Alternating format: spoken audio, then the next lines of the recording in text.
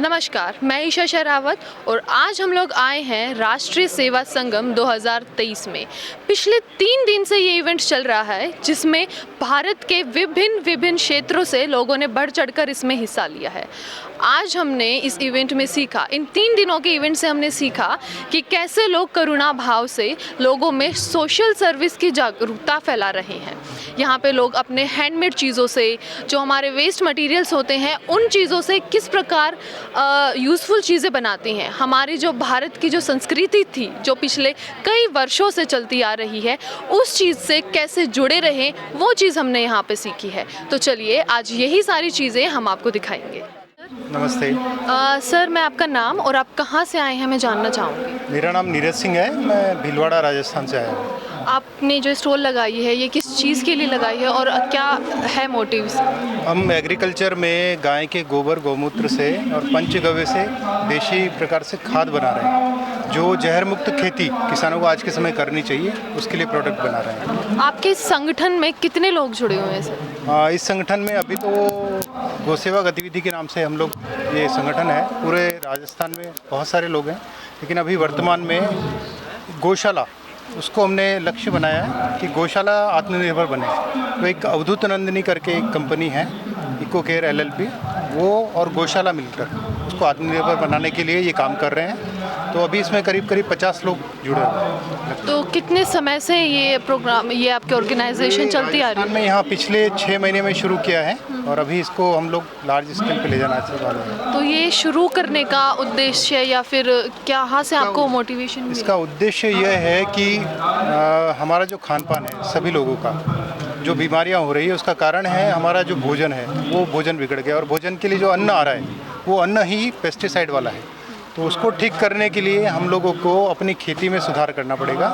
तो खेती में जो बाहर से किसान डाल रहे हैं, बायो पेस्टिसाइड वगैरह जो भी डाल रहे हैं, उसको ख़त्म करने के लिए एकमात्र रास्ता है हमारे शास्त्रों में, देशी गाय के गोबर गौमूत्र से खेती हो। तो उस खेती को हमने थोड़ा सा मैकेनाइज कर दिया। उसके लिए जो भी खाद बना रहे हैं तो वो इजीली उसके लिए खेतों में डालना सरल हो जाए, इस प्रकार से प्रोडक्ट बनाए। और भविष्य के लिए आपने क्या सोचा है कि आप क्या क्या नई चीज़ें इसमें ऐड ऑन करेंगे? हम इसको प्रत्येक किसान अपने अपने घर में ये खाद बनाना शुरू कर दे, हम उस स्तर तक ले जाना चाहते हैं। लेकिन जब तक वो नहीं होता तब तक हम उसको उपलब्ध करवा सकें। आज प्रत्येक गांव में गाय नहीं रह गई, ऐसी भी अवस्था है, लेकिन हर स्थान पर गाय पहुँचे, इसके लिए हम प्रयास कर रहे हैं। ये हमारा लक्ष्य। बहुत बहुत शुक्रिया सर। नमस्कार जी। सर, मैं आपसे आपका नाम जानना चाहेंगे हम लोग, और आपकी जो आपने ये स्टॉल लगाई है, थोड़ा इसके बारे में जानना चाहेंगे। मेरा नाम निखिल वर्मा है और मैं आइडिया नामक एक संस्था है जो कि ऑफसूट है सक्षम का। सक्षम राष्ट्रीय स्वयंसेवक संघ से जुड़ा हुआ है। आइडिया उसका प्रोजेक्ट है, आइडिया इंक्लूसिव दिव्यांगजन एंटरप्रेन्योर एसोसिएशन है। और इसके में हम लोग का जो थीमेटिक फोकस है वो हम लोग इकोनॉमिक एम्पावरमेंट ऑफ PWD करते हैं, पर्सन विद डिसेबिलिटी। आप जितने भी प्रोडक्ट देख पा रहे हैं वो सभी PWDs के द्वारा बने हुए हैं। हमारा जो अभी कार्य क्षेत्र रहा 31 मार्च तक, हम लोग 3 राज्यों में काम करते हैं जो दिल्ली NCR में कवर होते हैं। पहला तो दिल्ली है, सभी 11 ज़िले, बाकी उत्तर प्रदेश के कुछ ज़िले और हरियाणा के कुछ ज़िले और राजस्थान के कुछ ज़िले। ये 4 डिस्ट्रिक्ट में, माने 4 स्टेट में 24 डिस्ट्रिक्ट दिल्ली NCR में आता है।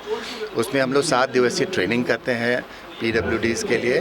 उसमें फोकस हमारा ये रहता है कि हम उसको उद्यमिता का जो हुनर है उसको सिखाएं, उसको ये बताएं कि वो किस प्रकार से अपने बिज़नेस को राइट साइज कर सकता है, किस प्रकार से मार्केट लिंकेजेस हो सकती है, तो किस प्रकार से जो प्रोक्योरमेंट कर सकता है जहाँ से उसको सस्ते दर में माल मिले, और कस्टमर इन्हांसमेंट कैसे हो सकता है, मार्केट प्लेसेस कहाँ कहाँ उसके लिए मौके हो सकते हैं। तो ये सब को लेके 7 दिवसीय हम लोग प्रशिक्षण का कार्यक्रम करते हैं। उस प्रशिक्षण के कार्यक्रम के बाद हम लोग उनको ज़रूरत के अनुसार 25,000 तक जो है सीड ग्रांट देते हैं। हम लोग उससे सहायता करते हैं ताकि वो अपना नैनो और माइक्रो सूक्ष्म जो है उद्यमिता शुरू कर पाए, सूक्ष्म काम शुरू कर पाए। जैसे हमारे, आपको जान के प्रसन्नता होगी कि पिछले 2.5 साल में हम लोगों ने इन 24 ज़िलों में लगभग 537 दिव्यांग जन उद्यमी बनाए हैं। एंड आज success rate is very high. हमारे 93% जो दिव्यांगजनों ने अपना शुरू किया एंटरप्रेन्योरशिप का काम, 93% सक्सेसफुल है, वो काम कर रहा है। उनका income over a period of growth देखेंगे, एवरेज देखेंगे तो 83% है। It's a very good figure. तो इस तरीके से हम लोग का मुख्य उद्देश्य ये है कि हम दिव्यांगों को जो है स्वावलंबन की दिशा में आगे बढ़ा पाएँ, जिससे वो आत्मनिर्भर बने। जैसा हम सबको पता है कि माइंडसेट इशू होता है, दिव्यांगजन, उसका परिवार और समाज ये सोचता है कि दिव्यांगजन बहुत कुछ नहीं कर पाएंगे।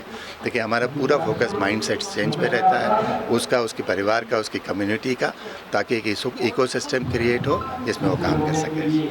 तो आपकी जो ऑर्गेनाइजेशन है ये कितने समय से चलती आ रही है, और इसको आपने शुरू किया तो किस पॉइंट ऑफ व्यू से शुरू किया था कि लाइक ये जो आइडिया आपके पास आया, ये आइडिया आपको कहाँ से और किसी से प्रेरित हुए या खुद से कुछ? जी, आपको बताते मुझे हर्ष है कि हमारे जो फाउंडर हैं उनका एक सपना है कि Bharat inclusive capital of world बने। समावेशिता में हम इतना काम करें कि पूरा विश्व कहे कि हमने समावेशिता में एक मील का पत्थर साबित हुए हैं और लोग हमसे प्रेरणा लें समावेश। तो उनकी ये प्रेरणा है, उनका ये पूरा संकल्पना है कि हम दिव्यांगजनों को आत्मनिर्भर बनाने की दिशा में आगे ले जा पाएँ।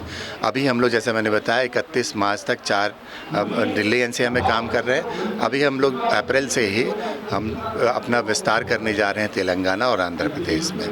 तो ये जो पूरा सोच है, क्योंकि हमें भारत को विश्व गुरु बनने की दिशा में एक मजबूत कदम उठाना है, और बहुत सारे अध्ययन है।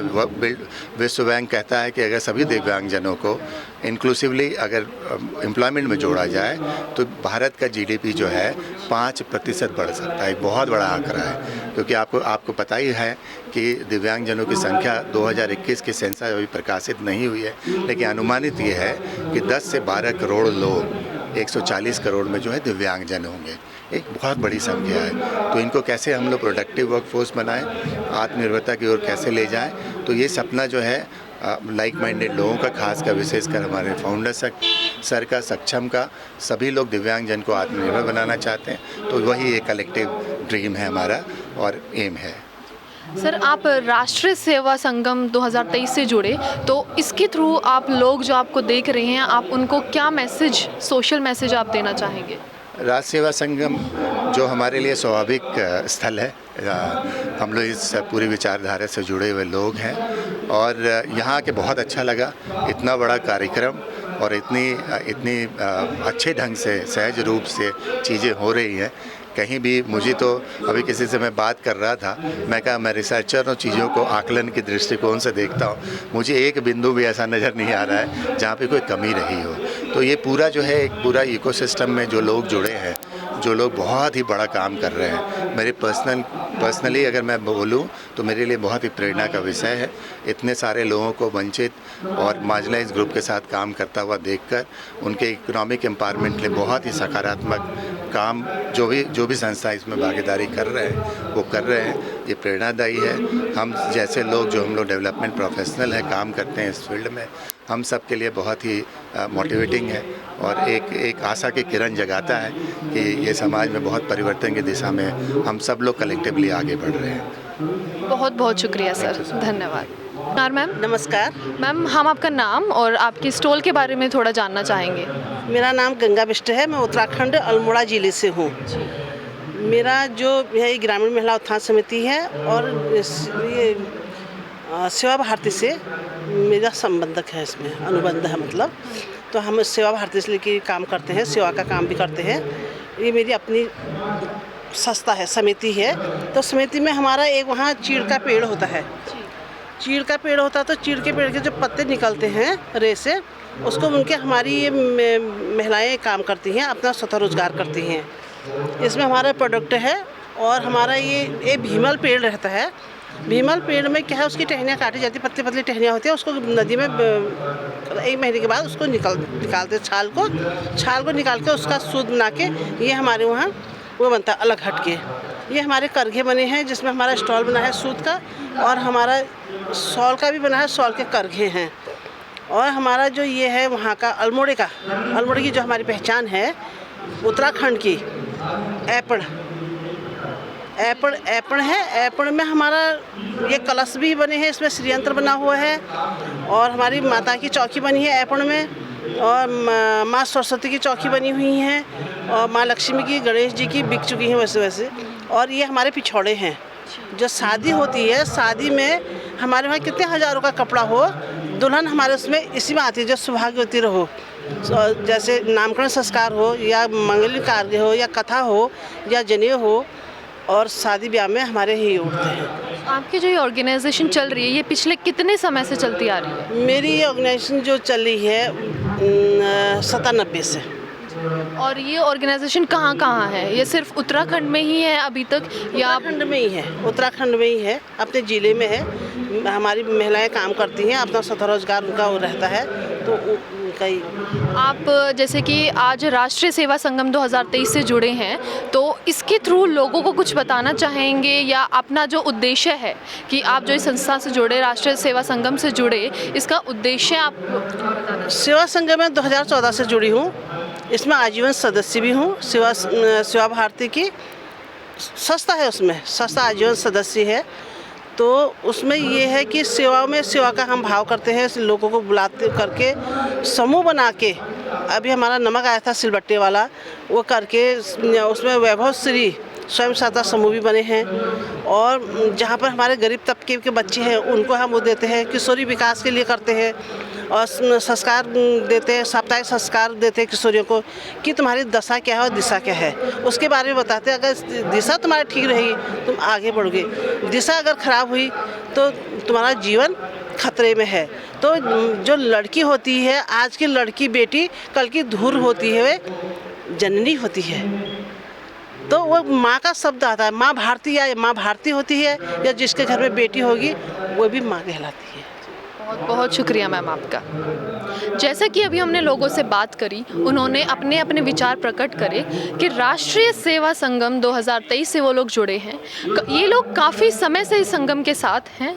इन्होंने, इनकी जो मेन मोटिव होता है, जो मेन उद्देश्य है, वो है यूनिटी, भारत में यूनिटी लेके आना। यहाँ पे लोग विभिन्न स्टेटों से, राज्यों से यहाँ पे आए हैं और जुड़े हैं उनसे। सब लोग अपनी अपनी कलाकारियों, अपना अपना टैलेंट को उन्होंने लोगों के सामने प्रदर्शित किया है। तो राष्ट्रीय सेवा संगम 2023 का मेन उद्देश्य यही है कि सब लोगों में यूनिटी आए, जागरूकता फैले, और जो लोग अनएम्प्लॉयमेंट है, जिन लोगों को बहुत ही कमज़ोर महसूस किया जाता है, कमज़ोर समझा जाता है, उन लोगों के टैलेंट को इन लोगों ने पूरी दुनिया के सामने लेके आए हैं।